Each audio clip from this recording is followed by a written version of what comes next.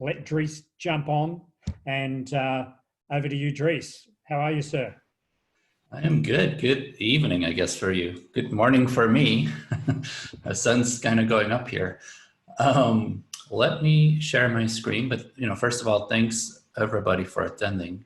It's great to see the interest, in Drupal and Acquia, and so I'm excited to share some slides with you. All right, can you see my screen? Yep. Alrighty, we're going to talk a little bit about Drupal 9 and Drupal 10, which is our next version of Drupal. Chris already introduced me, but if you want to follow me, you can on Twitter or on my blog. As Chris mentioned, I started the Drupal project. I've been the project lead for 20 years, so it's a long time. And I'm also the co-founder and CTO of Acquia, as Chris mentioned.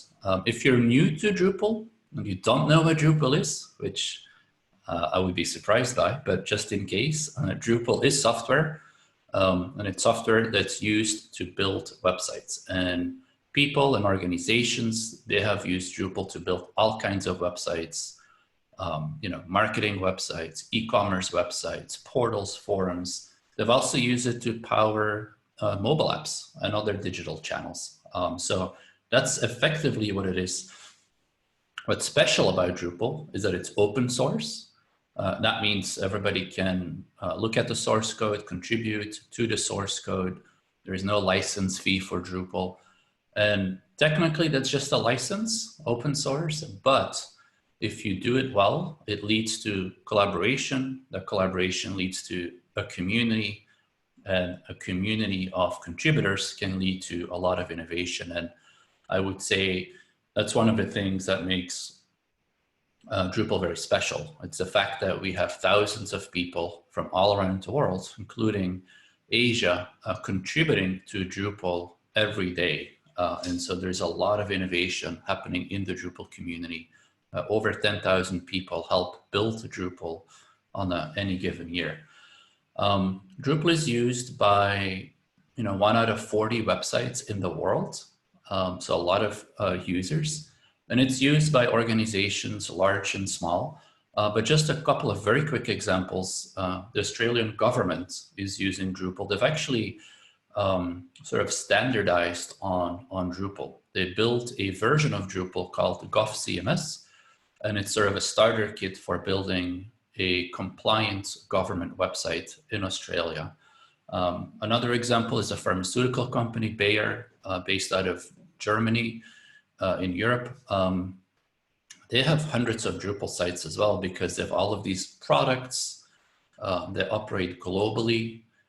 So you multiply all of the regions that they're active in with the number of products, and you very quickly get to hundreds of products. And they had to build these sites very quickly. So there's some special technology that we have at Acquia actually that helped them, build hundreds of websites in months of time. We can talk about that later. But then there's also kind of mega websites, if you will. One example of that would be the website for the Olympics, right? So obviously one of the largest sporting events in the world, actually the largest sporting event in the world, and billions of people watch the Olympics. It's truly a global event. And so Drupal can scale very large in terms of traffic, and they're powered by the Acquia cloud, which helped them get to many millions of visitors. Most recently, we actually released Drupal 9 just about a month ago, maybe a little bit longer, and it was packed with new innovations, and too many for me to mention, but on this slide, you kind of see sort of the strategic direction that we decided to take Drupal 9 in, and what we worked on for the last sort of 4.5 years. So a lot of focus on ease of use, especially for content creators and site builders, so for less technical people. We also really focused on the evaluator experience. So people new to Drupal that may try it out, and that initial experience. So we did things like out of the box install profiles. easier installation tooling, that kind of stuff. But then also been very focused on total cost of ownership, things like composer support, and made progress towards automated updates, made the upgrades from 8 to 9 very easy, all sorts of things that make it easier to use Drupal and maintain Drupal sites. And then we've also made a very big investment in headless or decoupled, and making sure that Drupal is a leader in headless or decoupled CMSs. And we can talk about these things, but that gives you kind of a high level flavor of sort of the 4 main strategic tracks. There's a couple of screenshots here, but we had a whole media initiative. So we introduced a media library where you can select images and very easily embed them in post. You can reuse these images across post. It's really pretty awesome. We went from having no layout management in Drupal 8 to having what we call the layout builder in Drupal 9. Allows you to create layouts with columns and sections and to drag blocks into those sections. And that's been really cool. And we continue to work on that to make it even easier to use. And then API first was a big focus as well. As I mentioned, we added native support for web services to Drupal. We extended that with JSON API support. We did a lot of great improvements there. And the result is that a lot of new users or existing users have started using Drupal 9 and Drupal 8 to, power mobile applications, to power digital kiosks, to power all sorts of different things. And here's one example of a mobile app that is powered by Drupal, which is Liverpool, soccer club, football club in the UK. So these are some of the features, but one of the biggest things that we've actually done is make the upgrade process a lot easier to use as well. Some of you, or maybe many of you that have Drupal 7 sites, you know that it's hard to upgrade from 7 to 8. And we decided that we never wanted to make it that hard again. And we made a commitment to make future upgrades, like from Drupal 8 to 9 and from Drupal 9 to 10 easy, and to always keep it easy. And we did that, we really went back to the drawing board about how we do release management. And when we released Drupal 9, a lot of people instantly upgraded, and there was a lot of great reactions and great positive feedback. I updated my personal blog. It's a simple site, but it took me 15 minutes or so to upgrade my site from Drupal 8 to Drupal 9. And as you can see from some of the quotes or the tweets, that's a very consistent experience where a lot of users, truly feel like this upgrade is the easiest yet. So if you're on 7, the upgrade to 9 will be the last hard upgrade that you ever have to do, right? So going forward, that's going to be a lot easier.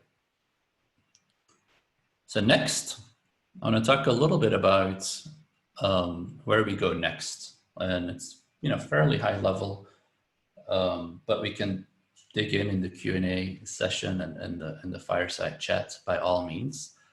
But I did talk about this quite a bit at my DrupalCon Global keynote. And we did a survey, and we collected feedback from over 2,000 people, and we got all sorts of great input on where to go next. And I won't cover it all here, but just to give you a flavor, obviously there's dependencies that we need to manage, upgrades of Symfony and our WYSIWYG editor, these kinds of things. We're going to continue to work on automated updates. That was the #1 requested feature, actually, by the people that took the survey. It's something that we've already started working on and we made some good progress on, but it wasn't finished with the release of Drupal 9, so we're going to continue to do that. So these are obviously just 2 of the initiatives that I proposed. But a lot of what I talked about is let's say a little bit more strategic. And let me talk to you a little bit about that, right? So when CMSs were born, they were pretty simple, right? They were standalone applications. What that meant is, somebody inputted some text or HTML or content, and out came an HTML page. And the only consumer was a browser. And this was largely run by IT departments, not marketing departments. But obviously, over the last 20 years, this is not a new trend, that has slowly evolved, right? And today, a content management system is a lot more. It's heavily integrated. I think on average, at Acquia, our customers have maybe 10 to 15 integrations for every website. So these are integrations with marketing technologies, maybe e-commerce systems, chat bots or chat systems, voice assistants. I mean, there's all these integrations. And content needs to get in and out, not in multiple formats, right? It's no longer sufficient to just generate HTML pages. Some of these devices, they need maybe XML or JSON or something completely different, right? So the content management system world has evolved quite a bit from this sort of original simple content management system to, what we call this omni-channel integrated digital experience platforms. And that's been a multi-decade trend. As I mentioned, that's kind of a slow evolution or a fast evolution, depending on what seat you're in. But it's been going on for a while, and I don't think it's going to stop anytime soon. In fact, I think it will only accelerate. And look at this data. Today, there's about 20 billion devices in the world, but it's predicted and expected that just in less than 10 years, there will be 300 billion devices. And that's a result of more people and more countries coming online. It's a result of just more and more devices being connected to the internet, all the way to your fridge. And what that means is that we'll have a lot more content to manage. We have a lot more data to manage. And so we continue to push Drupal to evolve from this original web content management system to a content repository. And now we continue to push that content repository to be more of a structured data engine, the blue box. And what that means is that we can manage more different kinds of content. Maybe there's some binary content. Maybe there's some, all sorts of data that's going to come online. It also means that we need to integrate with a lot of these devices and these different channels, right? So that's why we're also very focused on building a great integration framework. And that's where web services and Headless and Decoupled are also very, very important. So that's a trend that we have been investing in for years in Drupal. And I personally believe that Drupal is a leader in this. Like the way we store content, the way we manage content, I would say it's better than a lot of our competitors. Like, let's say WordPress doesn't have the level of sophistication that Drupal has around managing all of these different data types. Now, there's another big trend, and that trend is JavaScript. But I'm sure a lot of you on the call are excited about JavaScript. A lot of developers are. And you can see, for example, here, that the adoption of React, which is a JavaScript framework, is really kind of skyrocketing, and it doesn't show any signs of slowing down, right? You can see it's gone up and up. Now, the numbers are still relatively small compared to PHP adoption. To give you a sense, PHP is used 10 times more than React, right? So while React is very, popular and growing, it's still not nearly as big as, say, sort of PHP-based templating systems. Another data point is Vue. So obviously React is just one flavor of JavaScript, but if you start looking at all of the different frameworks, a lot of them have the same pattern, and a combination of them all growing obviously means that there's a massive adoption of JavaScript. So if I were to start Drupal today, let's say, instead of 20 years ago, I would definitely build the front end of Drupal in JavaScript. I may not build the back end of Drupal in JavaScript, just to be clear, but I would definitely consider building the front end of Drupal in Vue or React or a platform like that. And so one of the things that we're doing is really embracing JavaScript in Drupal. And we've already seen more and more JavaScript in Drupal. But one of the initiatives that we are launching for Drupal 10 is to actually ship out of the box with a React component and a Vue component, and to establish this notion of having official components for React and Vue, which I think is very exciting. And we're doing it with small steps. So we're just going to create a first component, which is to manage menu items or menus, right? So if you're a front-end developer building a website and you're pulling content in from Drupal, very often people, or I would say probably always, people will hard code the menu instead of pulling menu data from Drupal. And that's what most people do. It's not something specific to Drupal. I talk to other people working with Contentful and others, and very often people hard code the menu. And so that's okay, but it's not great because it doesn't empower marketers to change the menu, to reorganize menu items, to change the hierarchy or the navigation. And so by adding a menu component for React and a menu component for Vue to Drupal, we can make it really easy for marketers or content creators to manipulate or change menus in a JavaScript application. And I know it's just one component for now, but what it will do is it will help us establish the patterns for how Drupal can manage, release, document, support JavaScript components. So once we've figured out one, we can hopefully bring many more components, that are deeply integrated with Drupal to the world. And I think it's an opportunity to, be even better than a lot of other headless CMSs because they don't have this either, right? And so I know it's kind of high level and we can dig in the fireside chat with Tony and in the Q&A, but hopefully gives you a sense of where we think the opportunities, where we think the world is headed, and where we think Drupal is headed. And hopefully you feel confident that we are moving in the right direction. I personally believe we're already a leader in a lot of these things. We are recognized for a lot of these things today, and we want to extend that leadership and get even better. And we have a strategy and a plan to do so. So hopefully that gives you a rough idea. So that's what I had for my 20 minutes, but we're going to dig in more in the next 40 or so minutes. All right. So thank you, Dries. So welcoming on Tony Peters, our pre-sales lead for Acquia in Asia, to kickstart our fire chat with Dries. So Tony, take it away. Thanks a lot for all of that, Dries and Rachel, for introducing. We've got a few questions coming in on the Q&A. Don't let them stop. We'll try and answer them towards the end of the session. Right now, we've got a few questions that have come from us, from the region, to talk to Dries about.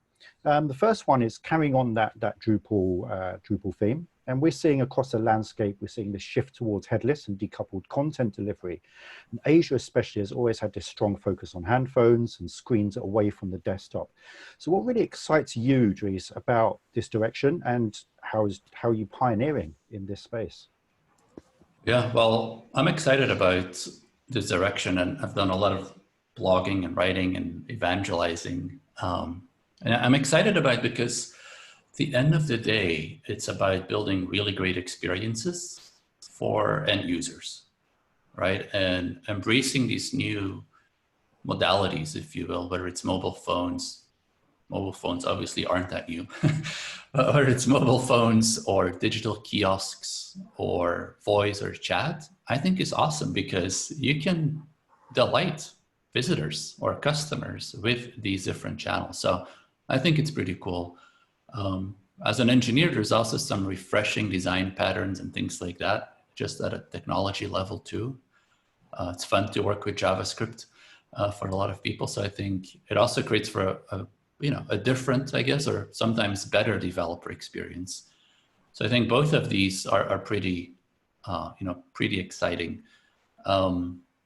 we actually made the strategic direction to kind of invest heavily in headless or decoupled, I'm going to say 6 or 7 years ago.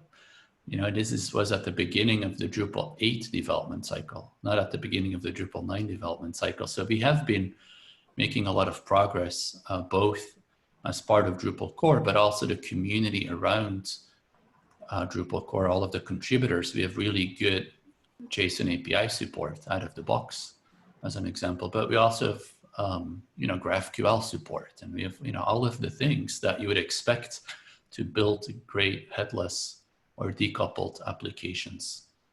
And one other thing that I really like is that with Drupal, you can actually, you don't have to be 100% headless. You know, like one of the great things is that we embraced this notion of API first, but not API only. And that's a subtle but very important difference, right? We want to be API first.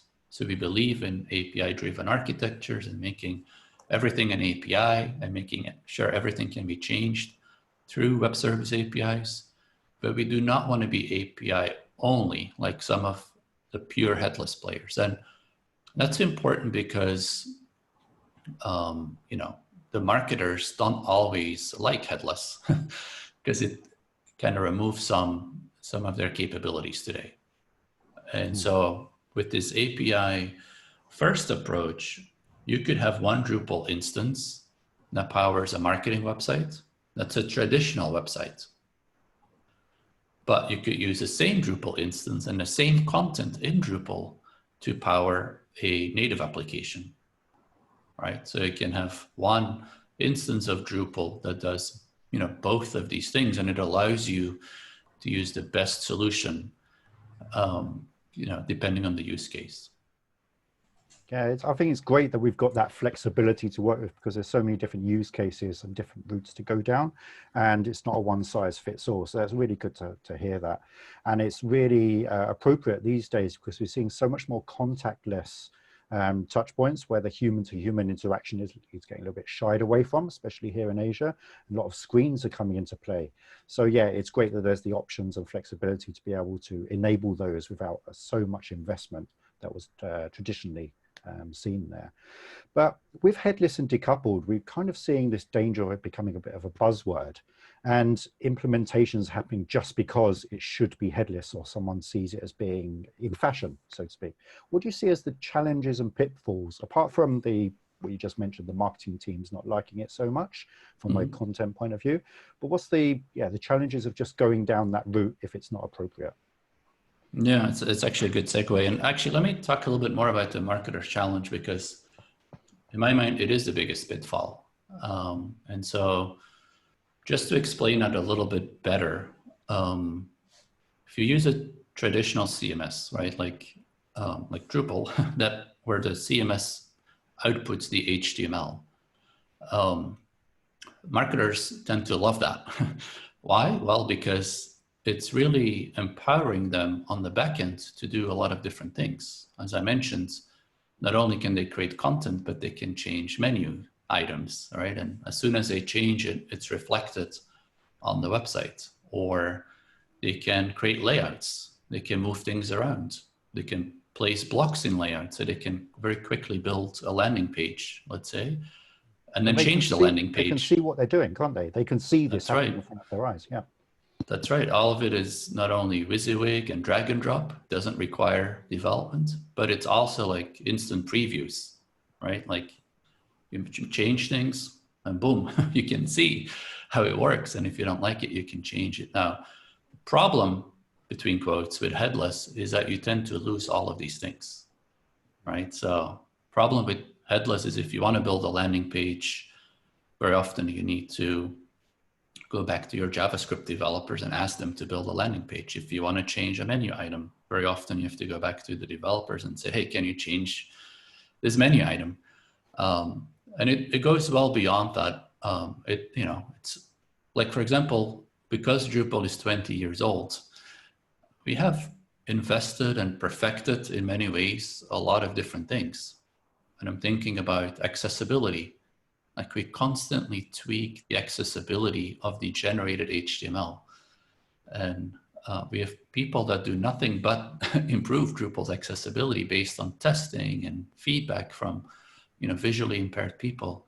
Same thing with SEO, search engine optimization. We tweak the HTML that Drupal generates based on feedback from SEO experts.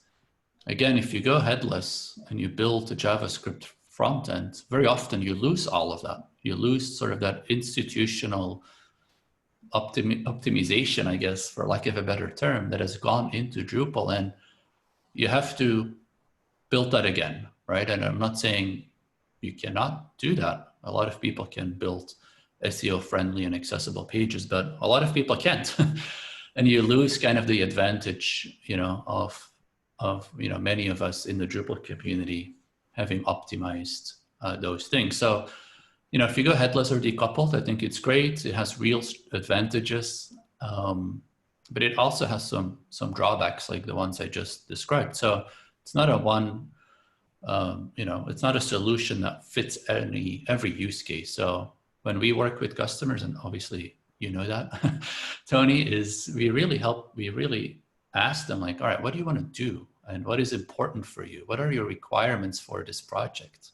And what's the relationship with marketing and the content team, and what kind of developer team do you have? And then from there, we make recommendations on, do you take the blue pill or the red pill, or do you want something in between?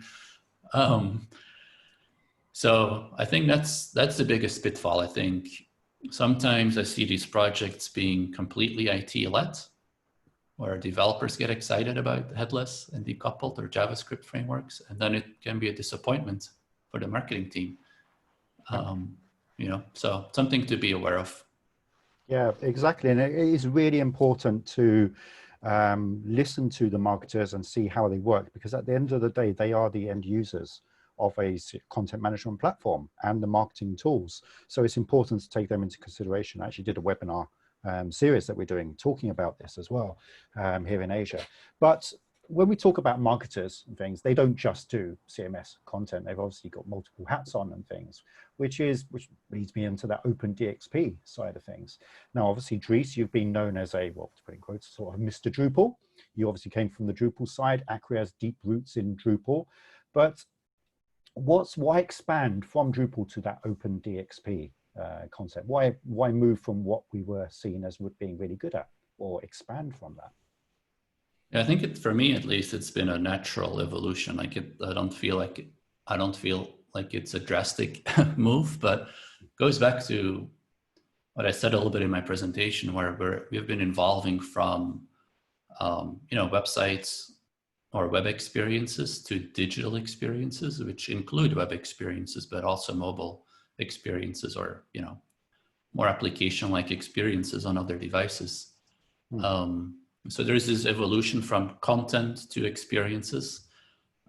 There's also been an evolution from static to dynamic, and that continues to be an evolution. Like today, dynamic means context aware, where we change the experience based on the context of the user. Like an example could be, if you're in a car, let's say you're driving, you don't want the user to start browsing to a web page, right? But you may consider delivering content through a voice assistant in the car, right? So that's an example of how we continue to evolve into more dynamic experiences, more context-aware experiences, more multi-device experiences, multi-channel experiences, or the channels are web and voice and chat.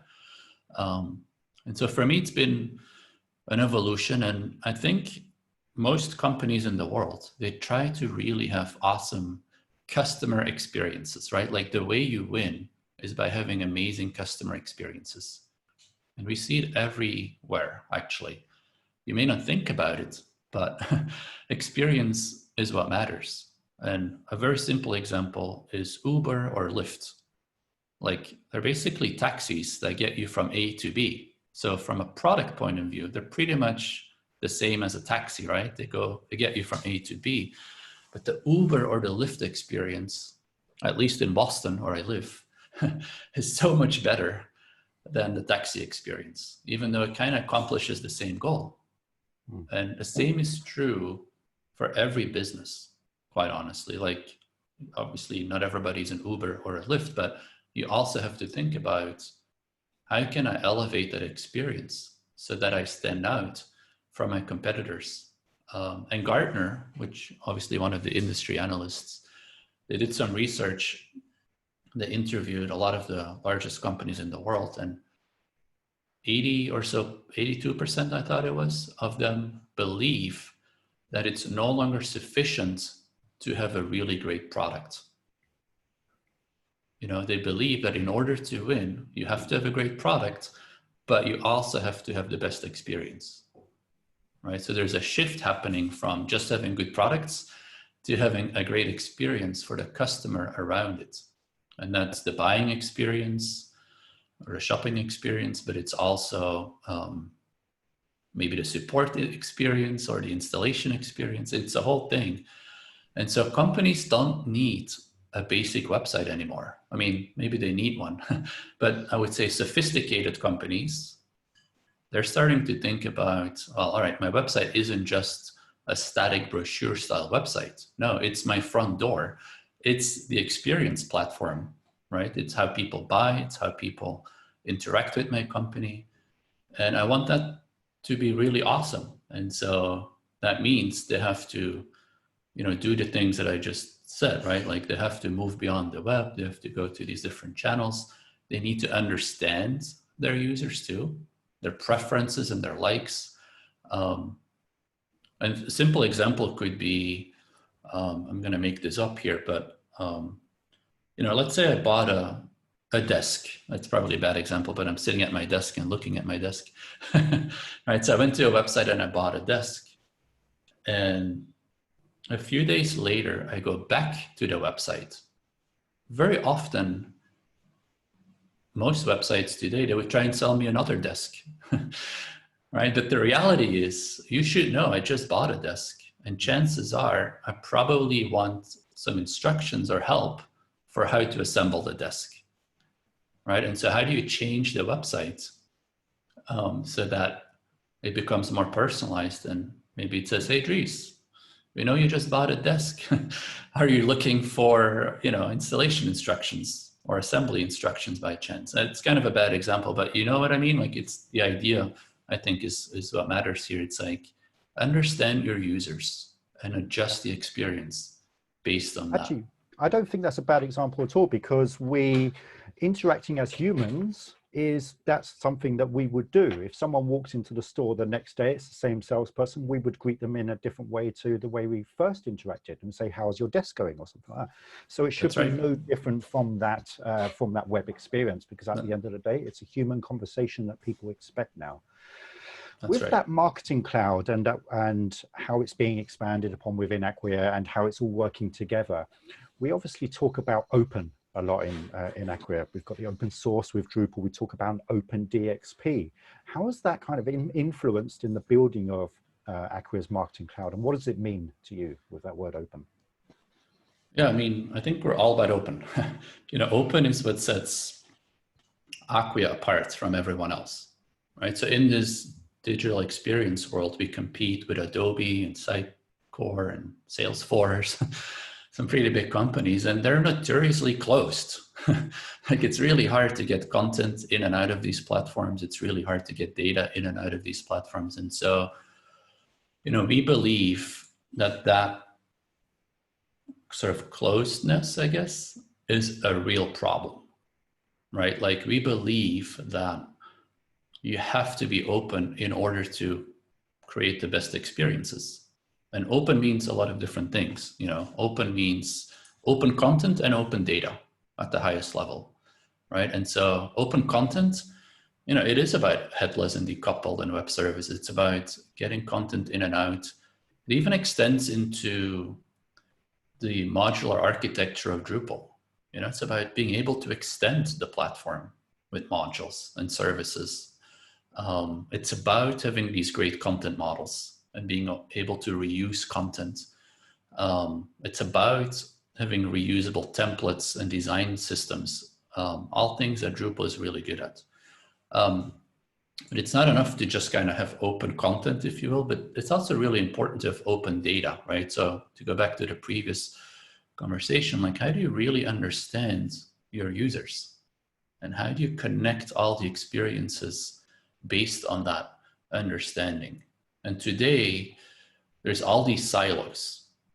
So for example, most organizations have a website, they have an email marketing tool, maybe Marketo, they have an e-commerce platform, they maybe have some social media software, and all of them are not connected or very poorly connected.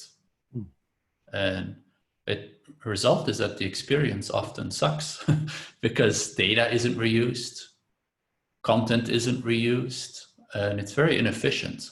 And as a small example, a small example would be like this, right? And it goes back to this point, like experience is so important, but so my native language is Dutch, right? I was raised speaking Dutch and French, and then eventually I learned English. But sometimes I go to a website and they allow me to set my language preference. And so I will set it to Dutch because it's my native language. It's still the language that I'm most comfortable with. And so that's on the website. And then the website switches to Dutch, especially if it's a Drupal site. Drupal does that well. But literally the next day, I will receive an email in English, right? And it's a great example of the email marketing tool, let's say Marketo, not being well integrated with the website. It happens all the time. And for me, that's not a big deal because I can read English, I can speak English, but I can tell you for a lot of other people, that is a big deal. Like my grandparents, they don't speak English, right? So now imagine them, like all of a sudden they start getting emails in a language that they're not fluent in. It's a lost opportunity for that business, right? Like if only they connected these systems. And so these silos are a big problem. And so open is all about sort of removing the siloed architecture and to really integrate. So there's a single source of truth for content and a single source of truth for user data, so that these preferences, like language settings, are available everywhere. And that's a fundamental part of our vision and our strategy and what we're working on. Yeah, that's great. And we're open. You can go onto the Acquia website, look at our docs and look at the APIs for yourself, just what's available. Great thing, personalization, headless and stuff with API. Yeah, it's really, really good stuff. So thanks a lot for some of those questions, but I wanted to jump in now and give a bit of a shout out to Jim Chua. So Jim is actually, just see if I can click across. So Jim is actually was our first Drupal 8 Grandmaster here in Singapore. So yeah, if you could just give a shout out to Jim as a special note, that'd be great. Yeah, I see Jim is on the webinar. So congratulations, Jim. That's awesome. Well done. That's quite the achievement. I'm actually not a Grandmaster because I haven't taken the exam yet, but I should. But congratulations. I'd love to. I don't know if we've met. I'm trying to remember, but if we haven't met, I'd love to meet you at some point, hopefully when we can start traveling again. But congratulations. Very cool. Thanks a lot, and great stuff. And we've got more Drupal Grandmasters coming through here in Singapore, so it's great to see that the attraction, people skilling up and moving forward. So I'm going to move on now to our Experience Awards within APJ. We've got partners and customers within here, and I'm going to pass across to our GM for the region, Chris, again, and he's going to talk us through some of these and present. Thanks. Excellent. Thanks, Tony. Thanks, Dries, for that fireside chat. Very informative and very useful. And just looking at the number of participants we've got on the call, we've got some great representation from our customers and partners. And given the timing of the event, I thought we'd recognise some advocate awards and also some innovation awards. And the first award today goes to one of our friendly partners, Ogilvy Australia. they've won the Customer Engagement Award, Jason Davey and the team from Ogilvy Australia around Yum Foods. So congratulations there to Jason, and a big virtual handshake, fist pump, whatever you can do these days, out to Jason and the team. Next award is to Wunderman Thompson, and this is the Solutions Partner Award. So Maureen Tan and the team based there in Bangkok, congratulations to Maureen and the team, and sincerely appreciate your effort and around the Solutions Partner Award. Moving quickly on to the next award, MRM McCann, another great partner of Acquia's here in the region. Nick, Neil, and the team. They're based out of Singapore, and working with us on a number of our key enterprise customers there in the region. Sincere appreciations to MRM McCann, and congratulations. And I look forward to getting there to celebrate that award with you. And finally, from the Advocate Awards, the team at WePro, Manoj, Dennis, Vishy, Abhishek, and the team from all over Asia Pacific there, Sydney, I think there's Bangalore, I think there's some guys there in Singapore as well. So a couple of great opportunities that we're currently commissioning and working on now with the team at WePro. So once again, Manoj and Dennis, I'd love you to pass that out to your teams there in region. And finally to Braid Leno and Splash, to Cam and the team. Braid Leno, one of our partners with offices all through Asia, and Cam and the team. I think Cam's based in Vietnam these days, but congratulations to Braid Leno, Splash for the Technology Partner Award. Let's move now on to our next award there. And I think we're into the Innovation Awards, 2 Degrees in Auckland, Project Leapfrog, and the team there. That project's been underway now and for a period of time, and we're seeing some great success there, and looking forward to expanding our involvement there with 2 Degrees. So once again, congratulations to the team there in Auckland. The Australian War Memorial, Anzac Day 2020. Everything had to go online, and the Anzac Dawn service was streamed live to millions and millions of participants from all around the world, and to such a momentous event. From an event standpoint, it was fantastic to be part of that event. So congratulations to Amanda and the team at the Australian War Memorial. Covermore Travel Insurance Innovation Award there to Nikki, Jody, and the team. Obviously, lots of activity going in and around the travel insurance business at the moment, but some great innovation that's happening there across the team from Covermore. And to the next award there, Rachel, to Centara Hotel, based out of Bangkok in Thailand. Tom, Pierre, and the team. Great work there that is happening there.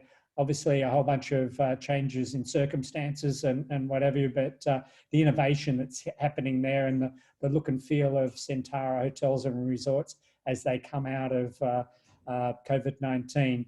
I would encourage you to go visit that site. The team with Centara have done an absolutely fantastic job there. And then finally, Chris, just as a quick jump in there, we're going to have a webinar soon with Centara to talk around their story. So look in your inboxes for that one. Yes. Yeah. With Tom Thrussell. Sorry, shameless plug there. Excellent, fantastic. Nothing self-interest there. FrieslandCampina, the team at FrieslandCampina, Evelyn and the team. Congratulations for the work in and around the Frieso site there, and the applications around with infant milk formula and the. I grew up drinking Campina. You did? Well, that should be just down the road. Which is why I'm so tall. That's why I'm so tall.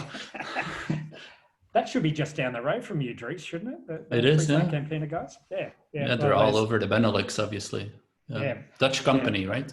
So Exactly. I think they're one of the largest, if not the largest, dairy cooperative in the world, and we're keen to have a great relationship with Evelyn and the team here locally in Singapore. So congratulations, one and all, for the Advocate Awards and the Innovation Awards.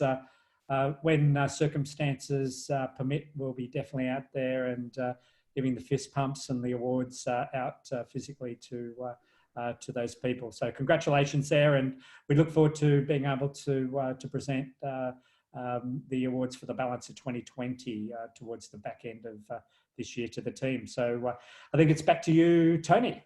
Yeah, thank you very much for that, Chris. And it goes to show that, yeah, really diverse customers doing some good things and partners helping out there.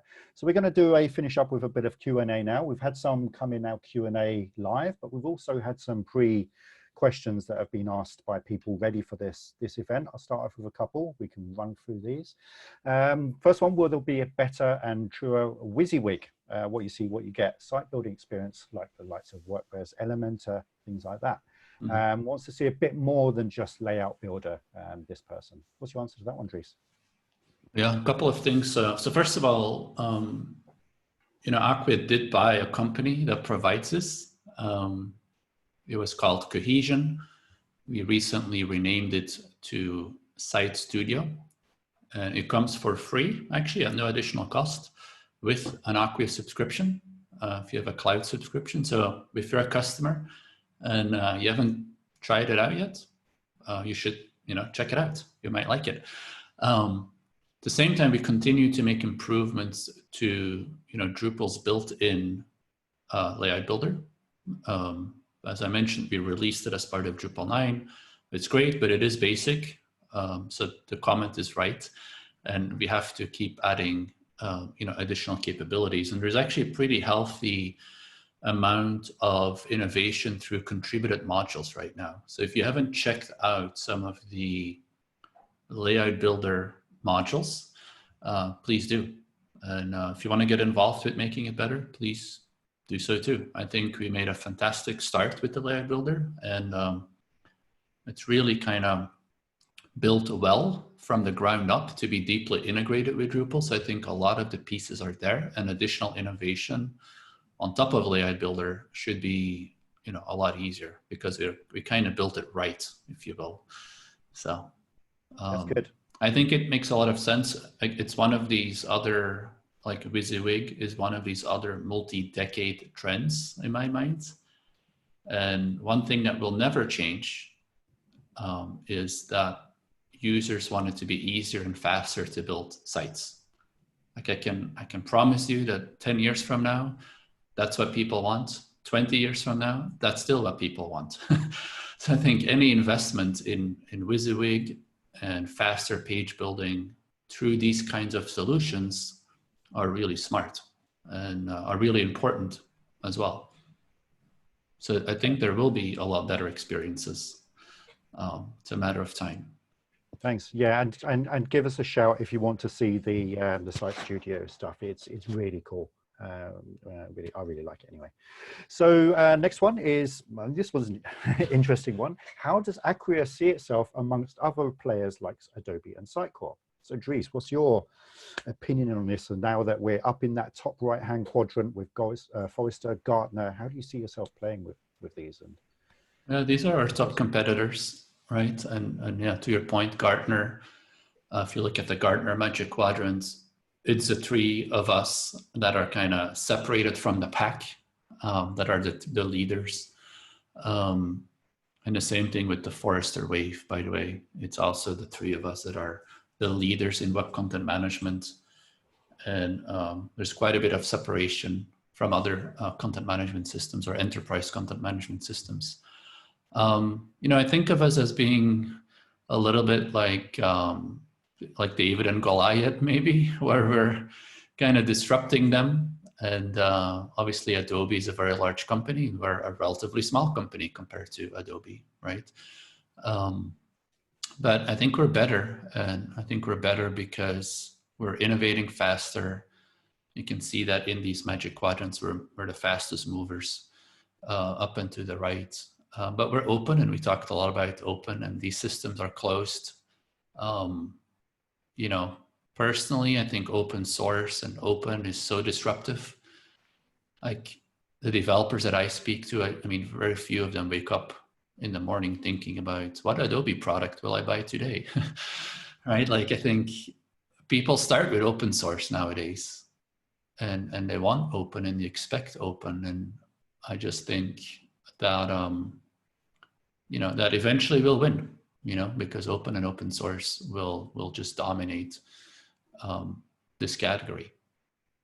So, you know, if you're looking for something that's more open, if you're looking for something that's more best of breed, that you can connect into whatever you have, if you're looking for something that's, you know, in many ways cheaper too, because it's open and open source. I mean, take a look at what we do, I would say.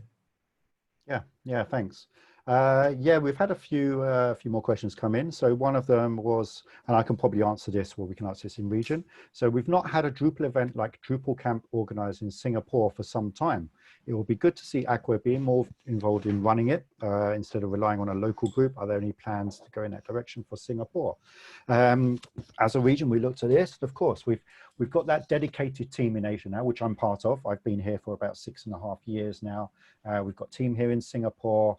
We're going to be looking at hosting that soon. It's our plans to host a Drupal camp in Asia. Hopefully we'll be able to host in-person events soon. Obviously we're a bit restricted at that at the moment. So yeah, but definitely stay tuned on that one. And you never know, maybe we can tempt Dries to actually come and visit us. I'd love to. You never know. You never know. So yeah, no, I'd love to. I've been to Singapore once or twice. It's been a while now, but I absolutely loved it.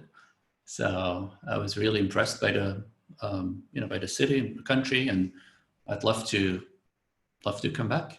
Sign me up. Let's see what we can do. Okay, I'm going to go across. We've got a few minutes left before we finish. We've got some live ones that come in. As the first API approach that you mentioned, Dries, should Drupal responses be better than the normal Drupal page rendering? I think, is that a question about the speed of the responses? I think so. Yeah, it's like just different ways of working. And does the headless approach or decoupled? Is it? Do you see it as being quicker? I think it just depends. To be honest, you know, I think you can build really fast pages using the traditional approach, and using JavaScript, you can build really fast pages or really slow pages. It just depends on how you built it and your use case. And I think, I think that goes down to it, doesn't it, Dries? Of like, you've got to really invest in your partner, listen to your vendor, look at best practices, and don't go cheap on this type of thing, because you get what you pay for, don't you? Look at those. That's right. Yeah. Work with experts that know what they're doing. I mean, I don't think either one of these approaches is necessarily slower or faster, is my view. Just build it well and make sure to consult experts on how to do it. Got an interesting one here. So you talked about React and Vue. Someone's saying it's a decision to support React and Vue based on adoption rate, and what happened to Angular? Yeah, it's a good question. It is based on adoption rate. You know, we wanted to keep things open though. Like, we're not opposed to Angular, but we decided that for Drupal core, we would like to go with React and Vue because they're the ones that are growing the fastest, and Angular is kind of slowing down a little bit.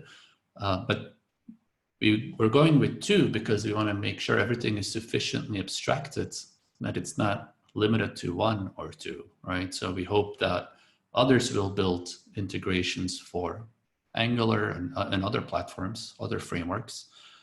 So that's really our goal, is to kind of be a little bit more like Switzerland, I guess, versus saying we're React only.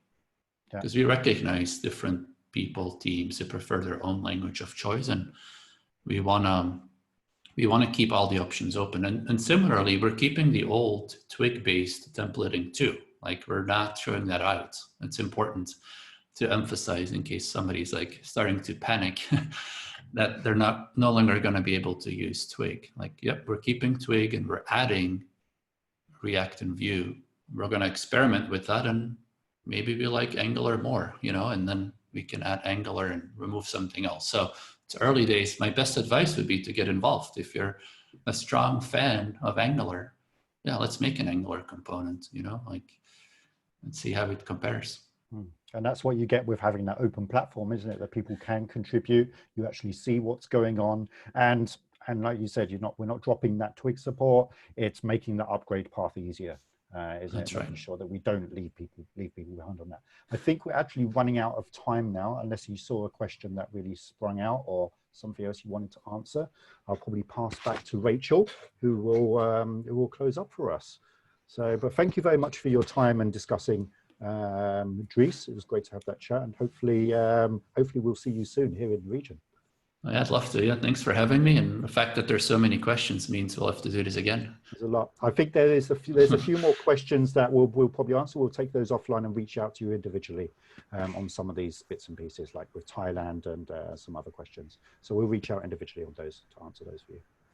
Awesome. Yep, that's right. We will reach out with the individuals offline on those questions. Thank you so much, Dries. Thank you so much, Tony, on this.